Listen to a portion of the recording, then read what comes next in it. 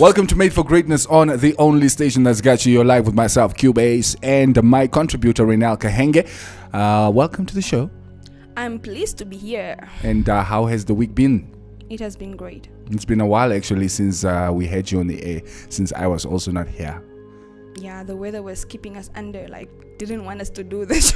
I can see. You even get your hoodie on, looking all cute in the red. I'm avoiding the whole sickness again now. Yeah, Little Red Riding Hood. That's what we're calling her for today. If you're watching this on either YouTube or our social media pages, you'll know why we're calling her that. But anyway, Made for Greatness, we try to inspire especially the young ladies. And that's why this beautiful young woman is in studio. Now, for this week, we are focusing on the power in keeping quiet. That's right. Yeah, that's our topic for this week. And our first discussion point is, you get to hear what is in the other person's heart, I think. That is... yeah, that's right. Yes. So, okay, basically what we're talking about is in terms of conflict or any disagreement that you have with people, right? So that's why we're trying to say the power in keeping quiet when you come across such things. So our first subtitle is... You keep quiet in order to hear what the other person has to say, what's in their heart. You know, when you're having a conflict with somebody and you keep quiet and listen to what they have to say, it's more easy for it to be solved.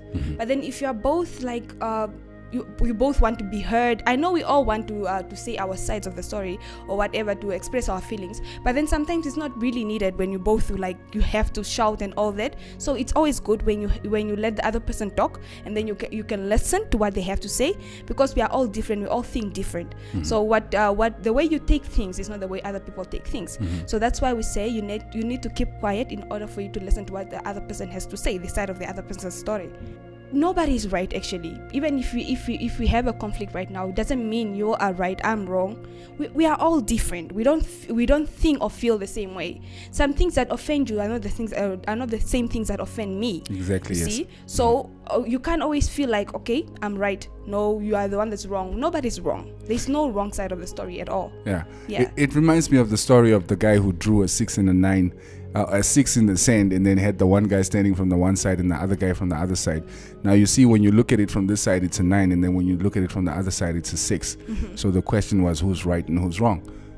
At the end of the day, the truth, or whatever situation, it's subjective. It depends on your experience and how you are experiencing the situation. Exactly. Yeah. So we all go through different things, so you never know what's affecting the other person's mindset or anything like that. So you can't judge at all. You're still live with Cubase and Raynel, and we are talking the power in keeping quiet. All right. Now,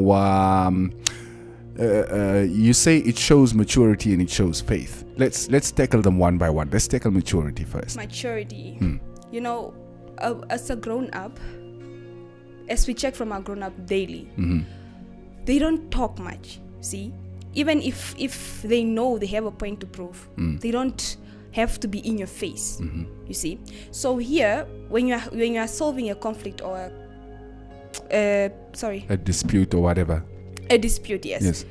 You have it. If you keep quiet and then you just listen to the person, it shows that you're matured enough to listen, and it shows that you are matured enough to think and know that you don't always have to be right. To try and see things from the other person's point of view. Yes, that's exactly what I'm saying. Yes, when you're trying to solve a problem or a disagreement between people, it's it's always good when you act matured. In order for you always have to try and be the matured person to listen to the person, and then also it also shows faith.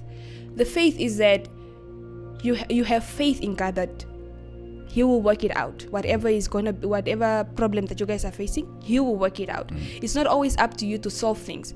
It's not even always needed for you guys to come to an agreement. It's always good, even if you just have to listen to that person, let them talk whatever they have to say, but then you don't always have to say something. You don't always have to give your point of view. You can just agree to disagree. Yeah, you can just agree to disagree. Yes. You see? So your side is not always really needed. You can listen to that person and then you talk your side later when things have calmed down. You see? When you give that person that perspective, you know what, you can talk. Just say whatever you have to say and you are quiet listening. just listen to everything that they have to say.